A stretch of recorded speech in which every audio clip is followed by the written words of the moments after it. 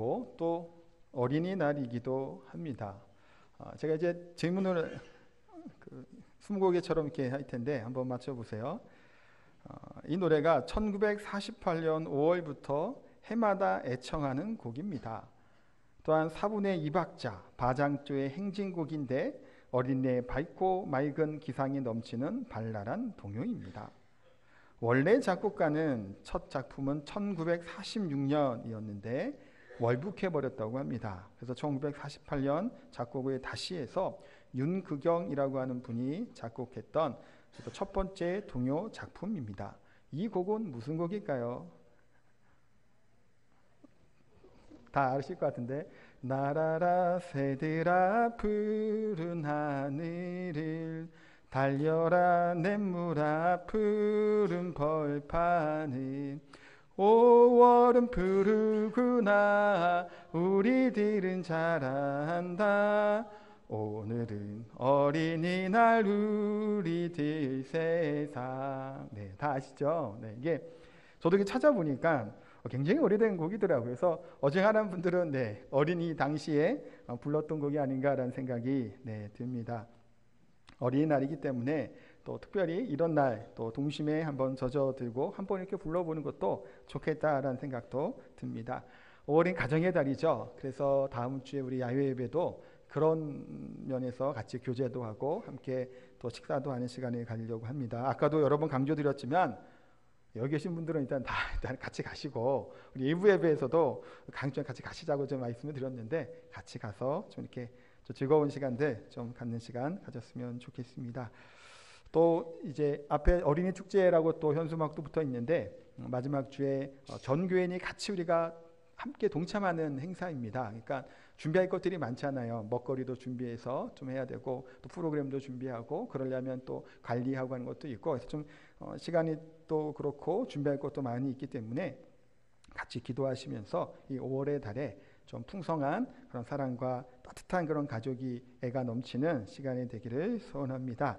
우리 방정환 선생님이라고 하는 분이 어린이날을 공포하게 되죠. 1922년 5월 1일 날 이것을 공포하고 행사로 시작하게 됐다고 합니다. 그것이 강복 후에는 5월 1일에서 5월 5일로 바뀌게 돼서 이제 지금까지 이렇게 진행되고 있다고 하는데 어린이날이라고 하는 날이 생겨지는 것이 세계 최초라고 이렇게 하더라고요. 그러니까 그만큼 나름 이제 우리나라에서 이 어린이들에 대한 그런 꿈과 희망, 비전을 가졌던 그런 마음을 품고 이것을 만든 것이 아닌가라는 생각을 해보게 됩니다. 왜 그러냐면 이제 일본 제국주의 시절에 있다 보니 희망이 없잖아요. 지금 아까도 말씀드린 22년도예요. 그러니까 여전히 이제 일본으로부터 이제 억압을 받고 있던 시대다 보니까 이제 소망이 없는 이 당시에 어린이들이 미래고 소망이었기 때문에 아마도 민족 의식을 불어넣어주고 어린이들이 인격적으로 소중하고 행복하게 되는 마음으로 이렇게 어린이날을 제정해서 지켰던 것 같습니다. 우리도 어린이들이 이렇게 많이 있죠. 우리 교회도 어린이들을 보면 어떤 생각이 드시나요? 사랑스러우신가요? 귀찮으신가요? 조금 귀찮은 것도 물론 있어요. 근데 저도 이제 어린이를 최근에 한번 봤어요. 이제 아기를 정말 물아기라고 보통 제주에서 얘기를 하죠. 제 아내가 일하던 이제 대해서 이제 같이 일하던 이제 동료가 이제 출산을 한 이후에 좀 육아휴직 중에 이제 저희 집에 방문을 했어요. 한 100일이었던 것 같은데 아기가 이제 와서 같이 식사하고 이제 교제하다가 제가 이제 일하다가 이제 또 왔으니까 같이 한번 축복기도도 해주고 그래서 그러려고 집으로 왔어요. 집으로 왔더니 아기를 이렇게 딱 안는데 요만해요. 길이가 딱 앉는데 얼마나 가볍던지 그리고 손가락이 이렇게 꼼지락꼼지락 하면서 가는데 참 정말 귀엽더라고요. 얼마나 사랑스러운지 말로 못하겠더라고요. 그래서 속으로 이런 얘기 하나 더 있었으면 좋겠다는 생각도 문득 드는 거예요. 왜냐하면 둘째 애가 지금 7살인데 얘가 점점점 커가는데 물론 지금도 사랑스럽고 이쁘고 애교도 정말 많은데 그렇다고 계속 애기처럼 할 수는 없잖아요. 애는 나이를 먹으면 나이 먹은 만큼 커야 되는데 계속 이렇게 막 애기처럼 막 해줄 수가 없으니까 한편으로는 아쉽기도 하고 또 애기를 보니까 얼마나 그렇게 꼼짝대는 게 그렇게 예쁜지 하여튼 그런 생각이 참 많이 들었습니다. 근데 애들이 제가 볼 때는 가장 예쁠 때 그때인 것 같아요. 그냥 이렇게 엄마 품에 푹 안겨서 다른 그거 없이 그냥 엄마만 아빠만 바라보고 있는 그 모습들 그게 굉장히 사랑스럽죠. 그런데 이 아이들이 점점 크다 보면 제가 먼저 말씀드렸지만 반항을 합니다. 사춘기, 뭐 이춘기, 삼춘기, 사춘기 막 오잖아요. 정신 없습니다. 사실은. 그러면 말만 하면 막 눈 부라리고 승질내고 뭐 다 경험해 보잖아요. 저도 마찬가지였고 어릴 때 다 이렇게 합니다. 그러다 보니 하는 얘기가 뭐예요? 너무 힘드니까 무자식이 상팔자다라는 얘기가 그래서 사실은 나오게 됩니다. 달라진 아이들, 자라나는 아이들을 볼 때 좀 다른 모습을 볼 때 깜짝깜짝 놀라게 되죠. 그래서 이제 아들이 결혼했어요. 그래서 장가를 갑니다. 장가, 똑같은 말이죠. 장가 가서 결혼하면 그 아들은 내 아들인가요? 며느리 남편인가요? 그렇죠. 며느리 남편이죠. 그때부터는 내 아들이 아니에요. 그건 떠난 자식이고 그거 기대하면 곤란해져요. 사실은 마음 아프고 속상하고. 어찌 보면 딸도 마찬가지겠죠. 부모를 떠나서 가정을 이룬다라고 하면 떠난 자식인 것은 분명합니다. 귀엽고 사랑스럽던 어릴 때 모습은 분명히 다르다라는 것을 보게 되지요. 그런데 이렇게 성장하다가 이렇게 커 나가는 것 조금 서운한 것이야. 뭐 그냥 그러려니 하고 원래 인생이 그런가 보다 생각을 하겠지만 때로는 너무 생각과 기대와 다른 모습을 변해가고 있고 그렇게 모습을 보이게 될 때 사실은 크게 충격을 받는 경우들도 있습니다. 예전에 드라마 두 편을 제가 잠깐 말씀드릴 텐데 첫 번째 드라마는 인생은 아름다워라고 하는 드라마입니다. 보신 분 계시죠? 김수현이라고 하는 분이 이제 쓴 작품인데 내용을 정확하게 모르겠어요. 근데 그분은 항상 대가족을 이야기를 합니다. 그 중에 아들이 있는데 그 아들이 동성애를 하는 거예요. 오래된 드라마인데도 그 얘기 좀 다뤘어요. 그것 때문에 그 아들의 어머니 역할을 했던 분이 김혜숙 씨인데 그 엄마의 대표적인 분이잖아요. 그렇게 그 오해를 하고 눈물 흘리는 것들이 사실은 생각이 납니다. 또 다른 드라마는 무자식이 상팔자라고 하는 드라마예요. 얼마 전에 TV에서 우연히 나오더라고요. 거기도 똑같이 김수현 작가가 쓴 작품인데 똑똑하고 총명하였던 딸이 미혼모가 돼서 돌아오게 되는 것을 기본 이제 배경으로 합니다. 그때도 어머니 역할은 김혜숙 씨가 하고 있어요. 기대했던 딸이었고 가장 자랑스러웠던 딸이었는데 사실 부모의 그런 기대와 같지 않았죠. 그러니 그 어머니가 갖게 되는 탄식과 아픔과 고통의 그런 눈물 같은 것들이 사실은 기억에 납니다. 이렇게 사실은 물론 시대가 지금 바뀌고 있고 그런 것은 하겠으나 내가 기대하고 있는 것들, 내가 상상하던 내 아이가 맞냐라는 생각이 들게 자녀들이 바뀌고 변하기도 한다는 거예요. 사실 우스갯소리를 하는 얘기들은 뭔가요? 너무 화가 날 때 뭐라고 얘기하죠? 내가 이런 걸 놔놓고 미역국을 먹었다고 막 소리를 치잖아요. 그때 화나서 그런 거죠. 근데 탄식과 뭐 말로 해서 아까 얘기했던 그 두 가지 드라마에 나온 사건들을 겪게 되면 사실은 아마 부모의 입장으로는 어떻게 해야 될까라고 아마 갈피를 못 잡을 것 같습니다. 부모들의 가장 큰 숙제는 그래서 어떻게 자녀를 키울 것인가라는 부분입니다. 그래서 오늘 어린이 주일을 맞이해서 신명기 6장 4절에서 9절까지의 말씀을 통해서 자녀 교육에 대한 것들을 잠시 살펴보려고 합니다.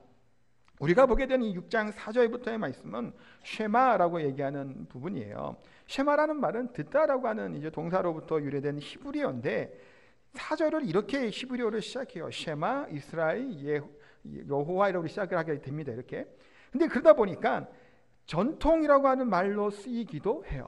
그러냐면 이제 유대인들은 어릴 때부터 이 쉐마 교육을 시킵니다. 그래서 상자로 이제 가죽으로 만든 상자에다가 두루마리 그 율법 토라를 집어넣고 거기를 가지고 매일 아침 저녁마다 그것을 읽게 하고 그것을 지키게 하는 겁니다.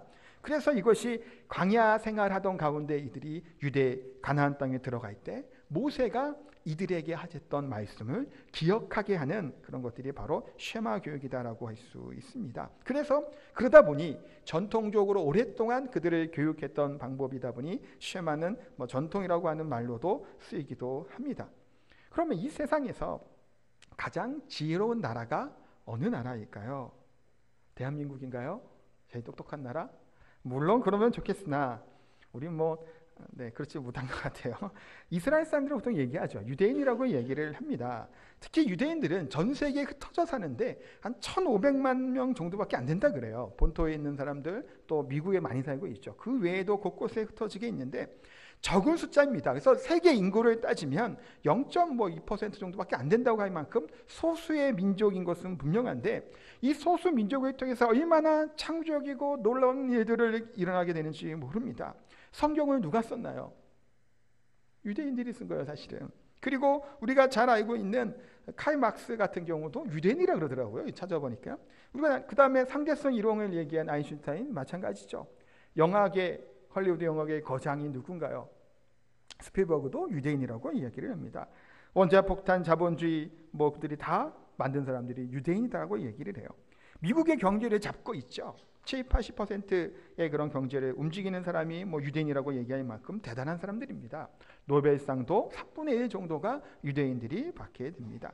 지금 그 작은 나라잖아요. 경상도 정도밖에 안 된다고 하는 작은 나라이고, 지금도 팔레스타인 지역이 끊임없이 분쟁의 중심에 있는 나라임에도 불구하고 그들은 이 어려움과 아픔이 나라에 있을 때마다 모이고 자신의 나라를 위해서 싸울 수 있는 민족이 바로 유대인인 겁니다.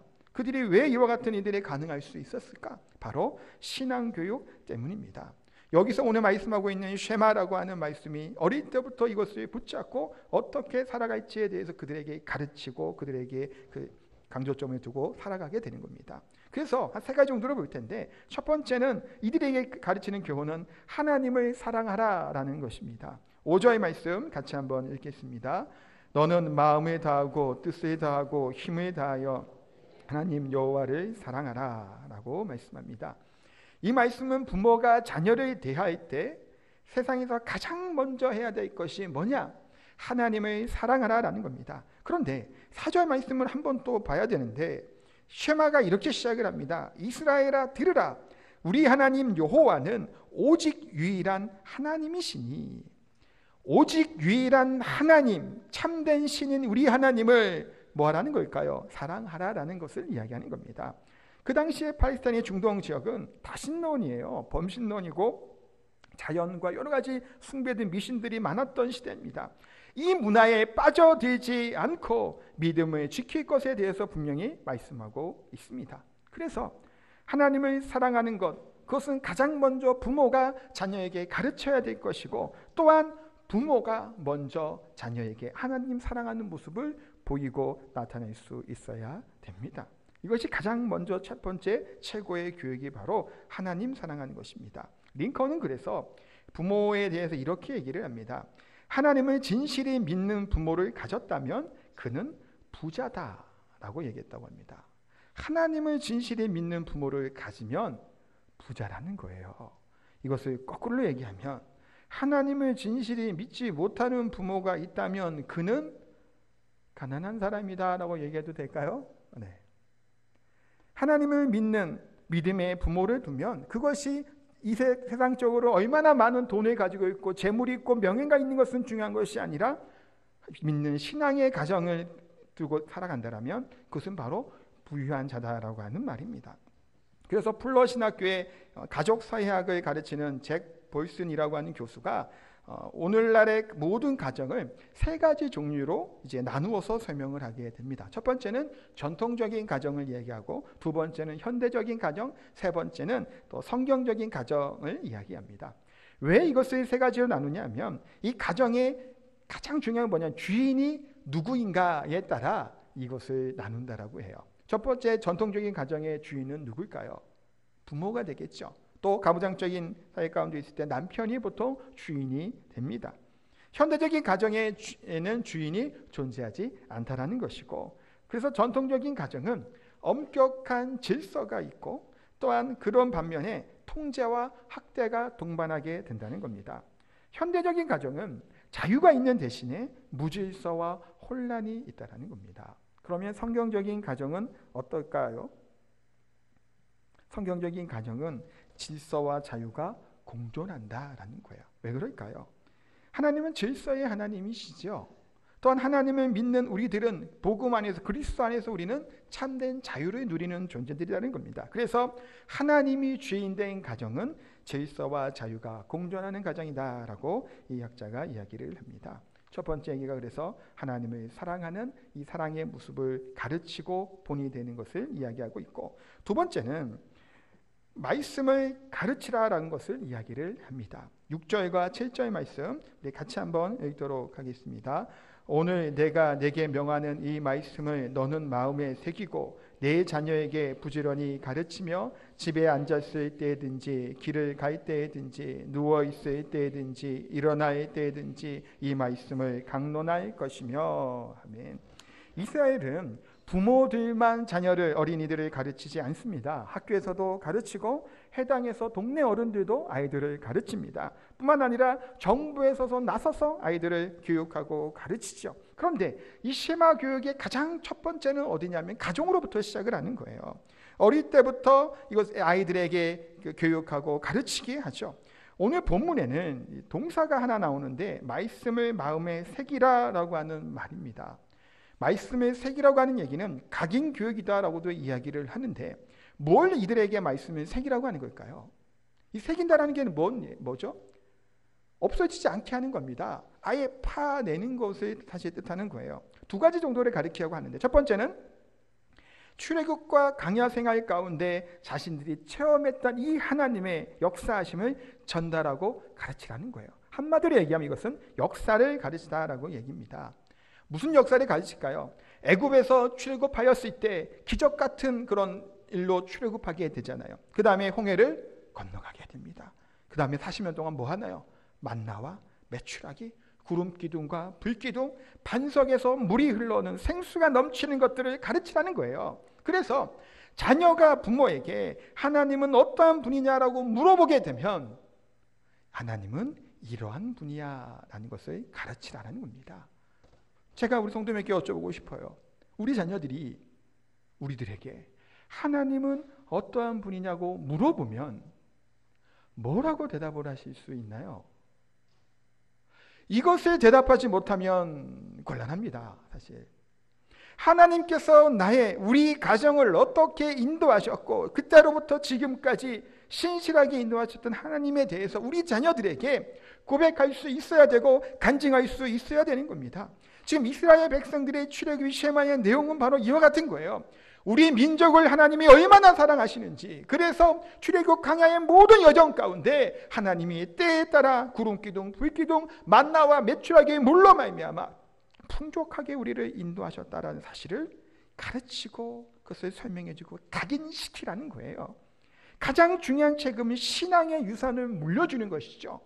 많이 가지고 있고 많은 돈이 있어서 재산을 물려주는 것, 그것이 가장 중요한 것이 아니라 나의 신앙, 우리 가정의 신앙이 우리 후손들 자녀들에게 전수되는 것이 가장 중요한 유산이라는 겁니다. 그 다음에 이들에게 가르치는 것은 뭐냐면 가나안 땅에 들어가게 되면 절대로 우상 숭배를 하지 말라라는 것을 가르칩니다. 이 이스라엘 백성들이 애굽에서 430년 동안 살게 되죠. 근데 애굽은 우상의 나라라고 얘기해도 과언이 아닙니다. 우상이 가득했던 나라입니다. 그래서 보통 박물관에 보면 뭐 가보지도 않았으나 대부분 거의 100%다 우상이랑 연결이 됐다고 해요. 오래된 이제 박물관 이런 것들을 보면. 그리고 전에 TV에서 보니까 오벨리스크가 이제 파리의 이제 그런 광장에 또 이렇게 선물로 받은 게 있더라고요. 그것이 다 좀 이렇게 그쪽 신들에 관련된 이제 것들이죠. 종교적 이런 게 사실 관련이 사실 많이 있습니다. 그런데 애굽에서 그렇게 그런 다신론이고 범신론적인 그런 것을 이렇게 430년 동안 살던 이 이스라엘 백성들이 가나안 땅에 들어갔는데 가나안 땅엔 또 뭐가 있나요?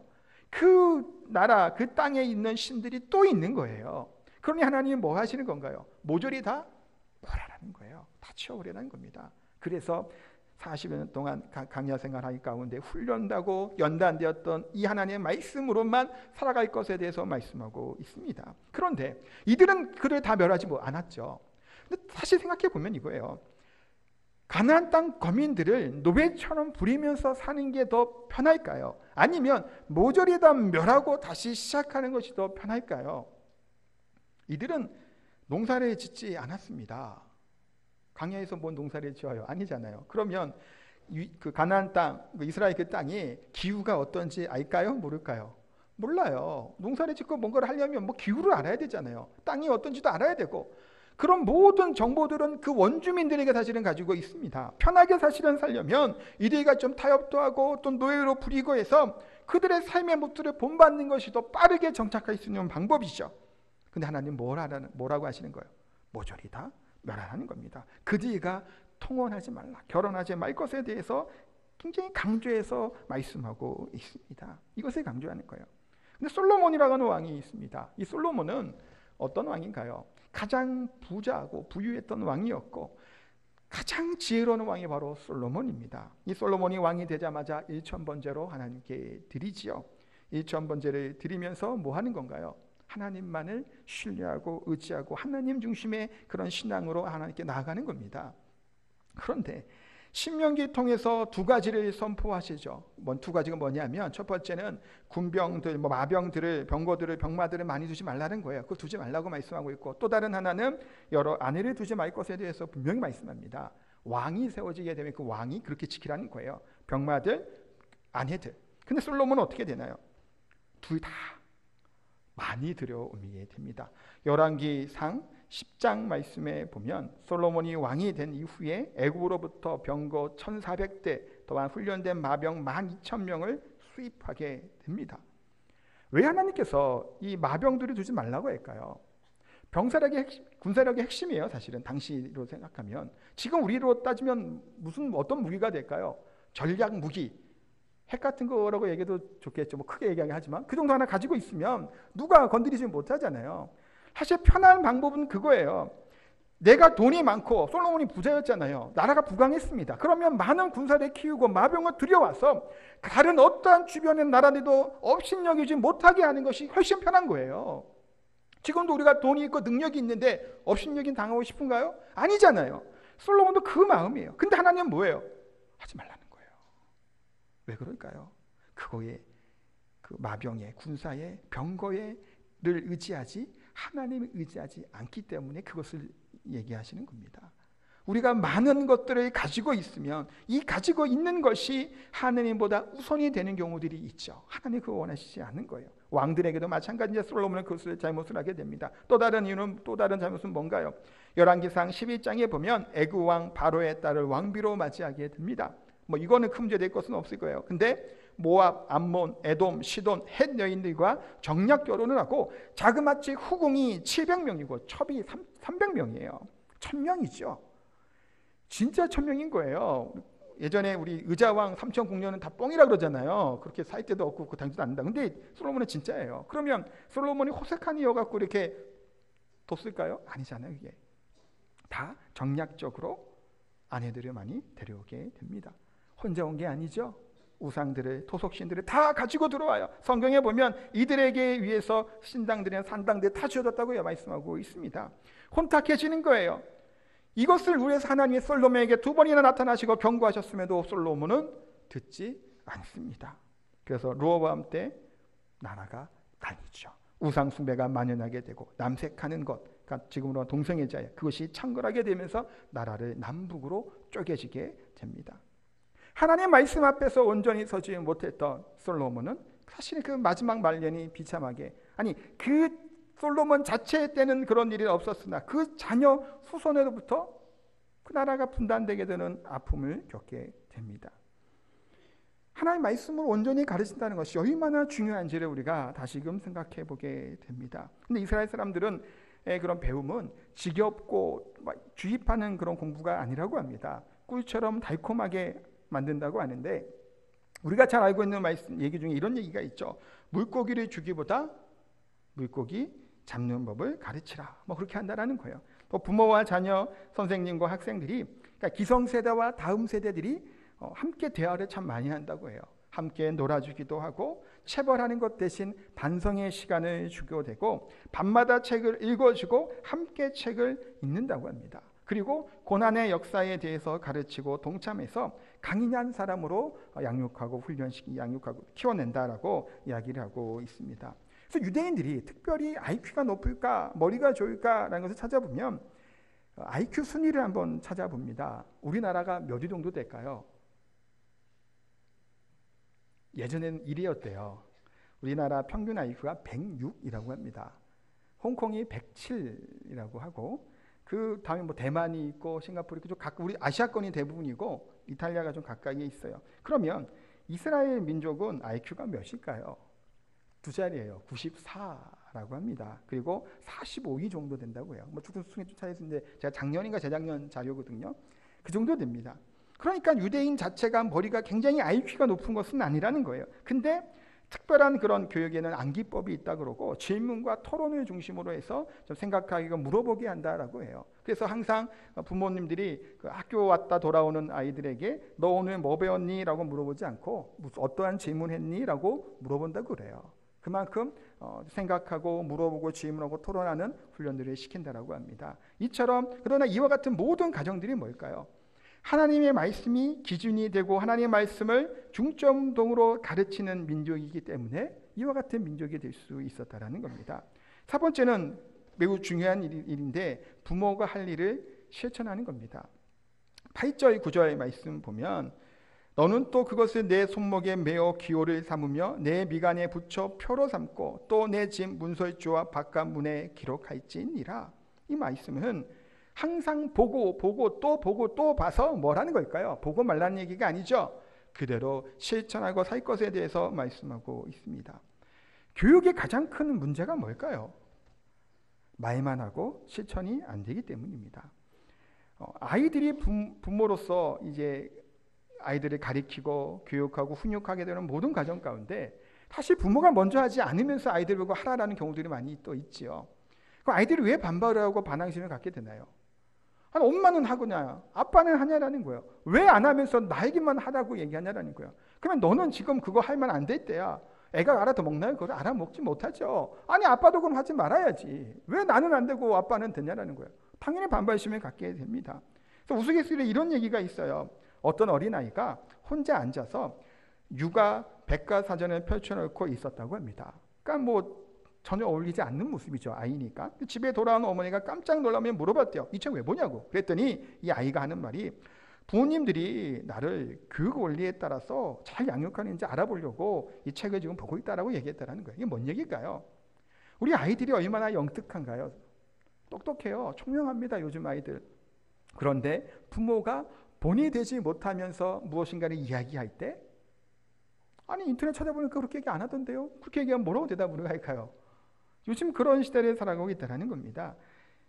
부모의 신앙생활이 아이들에게 보여질 수 있어야 된다는 겁니다. 믿음의 부모들은 신앙의 본을 보일 수 있어야 된다는 것이고 말하는 것과 언행도 동일하다는 겁니다.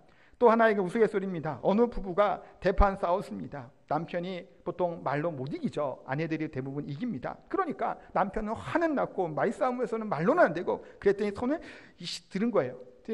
아내가 얼른 도망갔죠. 그랬더니 남편이 쫓아가다가 문을 열고 나갔더니 아내는 보이지 않고 아이들이 눈 동그래져 갖고 겁먹은 표정으로 이렇게 있다라는 거예요. 그래서 이 남편이 그랬대요. 야, 그는 어디로 갔어? 그랬더니 겁에 질린 아이가 얼떨결에 이렇게 대답했답니다. 예, 그년 저쪽으로 도망쳤어요. 그래서 이 얘기를 듣는 남편이 기가 막혔다는 얘기죠. 그리고 뭐 회개했다라는 얘기입니다. 아빠가 한 말을 그대로 듣고 하는 거예요. 때로는 이런 경우들이 있어요. 남편들이 아내에게 무례하게 말을 하는 경우들이 좀 있어요. 무시한다든가. 그러면 자식들도 똑같이 엄마를 무시해요. 똑같은 말을 한다라는 거예요. 반대도 마찬가지겠죠. 아내들이 남편에게 그렇게 말을 막 하면 아이들도 그 아빠를 존중하고 존귀 여기지 않는다라는 거예요. 부모는 그 자녀는 부모의 거울이죠. 홧김에 그러잖아요. 너는 누구 닮아서 그러냐고. 나 닮아서 그런 거잖아요. 그렇죠? 대부분 다 그래요. 자기 자신이 잘 먹기 때문에 애들이 그런 거죠. 나를 본받고 배우는 아이들은 자녀들이에요. 그러니까 부모는 어떠한 모습을 가져야 되냐는 거예요. 신앙으로 본이 되는 모습을 보일 수 있어야 그 본을 보고 우리 자녀들이 이 신앙의 길을 걸을 수 있다는 겁니다. 아까도 뭐 드라마 얘기 두 편을 말씀을 드렸잖아요. 인생은 아름다워하고 이제 무자식의 상팔자라는 드라마. 그런 일이 다시 생긴다라면 어떨까요? 말로 못할 것 같아요. 사실은 이 마음의 심정이. 어느 날 아들이 어떤 남자를 데리고 와서 우리 결혼할 거야. 그러면 어떡할까요? 지금 그런 세상은 우리가 살아가고 있잖아요. 우리 하나님 말씀으로 교육하지 않으면 안 된다는 사실을 우리가 꼭 기억했으면 좋겠습니다. 그래서 샌더 워너의 기독교 동화 작가인데 독수리 이야기를 얘기를 하면서 좀 마무리를 하려고 합니다. 부모 독수리가 이제 아이 독수리를 이제 품에 떠날 때가 가까이 오면 높은 이제 둥지로 이제 자리를 옮긴다고 합니다. 그래서 이 아이 자녀 독수리가 날아올 수 있도록 이렇게 훈련을 시킨다라는 거예요. 그러면서 넌 이제 혼자 날 수 있어. 다음에 우리는 내가 나르는 모습을 저 높은 곳에서 지켜볼 거야. 엄마 아빠가 도움이 필요하면 우리에게 특별한 그런 소리를 내면 내 비상하는 것들을 요청하는 도움을 우리가 들어줄 수 있을 거야. 그러면서 아빠 엄마는 언제라도 너를 도와줄 준비가 되어 있어. 하지만 너는 곧 너의 아기 독수리를 키우기 위해 우리를 당분간 잊어버려도 될 거야. 그래도 괜찮아. 그것이 자연의 순리이기 때문이지. 다만 먼 후일 언젠가 우리가 보고 싶으면 넌 저 광야의 골짜기로 내려오면 돼. 거기서 넌 너의 늙은 아빠 엄마 독수리를 다시 볼 수 있을 거야. 아빠 엄마는 늙으면 더 이상 이 높은 곳에서 살 수 없거든. 하지만 그때에도 아빠 엄마 독수리는 너를 알아보고 저 골짜기에서도 너의 멋진 비상을 응원하며 박수를 보내고 있을 거야. 이렇게 얘기를 하고 이제 둥지를 해체한 다음에 아기를 멀리 쫙 보낸다라는 겁니다. 그럴 때 이 허공에 가르는 소리를 비상하는 그 아기 독수리를 보면서 그것 봐, 넌 할 수 있어, 넌 할 수 있어, 우리보다 더 멋지게 나는 거야 라고 하는 이야기예요. 어떤가요? 이거 보니까 참 생각하게 되는 글이다라는 생각이 들었습니다. 자연의 순리이죠. 자녀들이 크면 또 가정을 이룰 것이고 가정을 이루고 나면 좀 부모와는 떨어져 지내게 되고 그 또 자녀의 자녀를 키우다 보면 정신이 없어서 부모를 찾아오기가 쉽지가 않죠. 그때 다시 돌아볼 때 엄마 아빠는 어떤가요? 늙고 병들어 있는 모습들이에요. 그런데 이것이 어찌 보면 자연스러운 것이죠. 그럼에도 불구하고 뭐 하는 건가? 격려하고 힘을 주고 우리보다 더 멋지게 나보다 더 우리 세대보다 더 나은 모습을 기대하게 되는 이야기입니다. 우리가 신앙생활을 하고 자녀 양육할 때 혹시 우리의 자녀들이 우리의 소유물이냐? 내가 갖지 못한 것을 어떻게든지 하게 하려고 애쓰고 노력하는 것은 사실 올바른 교육법이 아니겠죠. 하나님께서 나에게 주셨던 사명과 우리들의 달란트와 은사가 있는 것처럼 우리 자녀들에게도 동일하게 하나님의 계획과 방법들이 있는 줄 압니다. 중요한 것은 이거예요. 하나님을 사랑하는 사람으로 세워나가는 것이고 또한 하나님의 사랑을 부모인 우리가 먼저 실천하고 무엇보다도 하나님 말씀에서 떠나지 않는 아이로 키워내는 것, 그것이 가장 소중하고 중요하다는 사실입니다. 그렇게 되게 될 때 우리의 자녀들을 통해서 우리들의 부모들의 말과 행동과 우리가 어릴 때부터 들렸던 이 말씀 교육을 통해서 우리 아이들이 자라났을 때 그것을 생각하고 그것을 회상하며 내 부모와 내 엄마와 아빠의 그 믿음의 길을 따르고자 결단하고 나아갈 수 있는 우리의 자녀들이 될 줄 믿습니다. 이와 같은 자녀들로 세워나갈 수 있는 저 성도들 다 되시기를 예수님 이름으로 축복하고 기도합니다. 이 찬송가 우리 한 곡 부르고 우리 기도하고 이제 하도록 하겠습니다. 나의 사랑하는 책 199장 찬양인데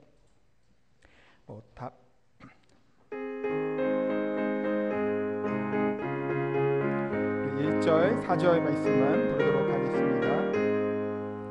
나의 사랑하는 책 비록 헤어졌으나 어머니의 무릎 위에 앉아서 재미있게 듣던 말 그때 일은 지금도 내가 잊지 않고 기억합니다. 귀하고 귀하다 우리 어머니가 들려주시던 재미있게 듣던 말 이 책 중에 있으니 이 성경 심히 사랑합니다. 4절입니다. 그때 일은 지나고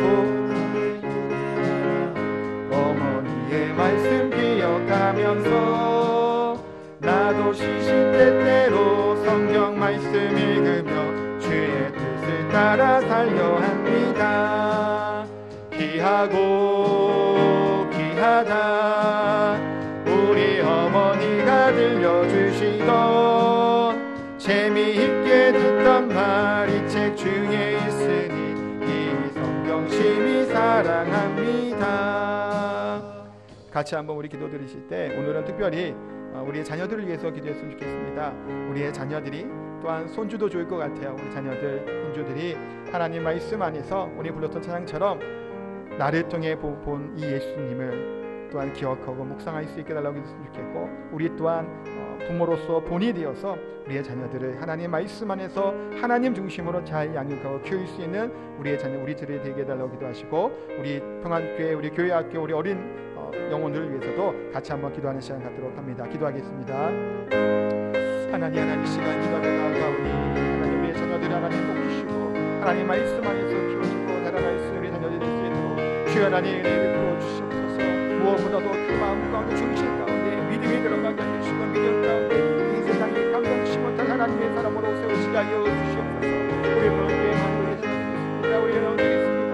하나님 어릴 때부터 하나님 요셉과 같은 자녀의 것 같은 하나님의 사람들에게 주시고 하나님의 말씀을 중심에 되어서 이 세상의 행사와 그들의 힘을 쌓이지 않는 우리가 이룰 수 있도록 하나님 주시옵소서. 부모로서 믿음으로 키우게 하여 주시고 부모로서 하나님 말씀 안에서 나아갈 수 있는 죄들의 모습이 다 될 수 있도록 은혜 베풀어 주시옵소서. 주의 하나님 사랑하는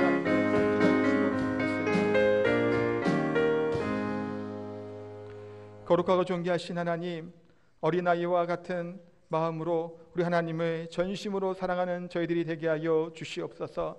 우리의 자녀들을 위해서 기도합니다. 어릴 때부터 하나님 말씀이 그 마음 가운데 중심이 되게 하여 주시고 자라나고 장성하며 갈수록 더욱더 하나님을 닮아가고 예수님의 제자로서 따라가는 믿음의 사람으로 자라나게 하여 주시옵소서. 우리 평안교회에 많은 우리 어린이들이 있습니다.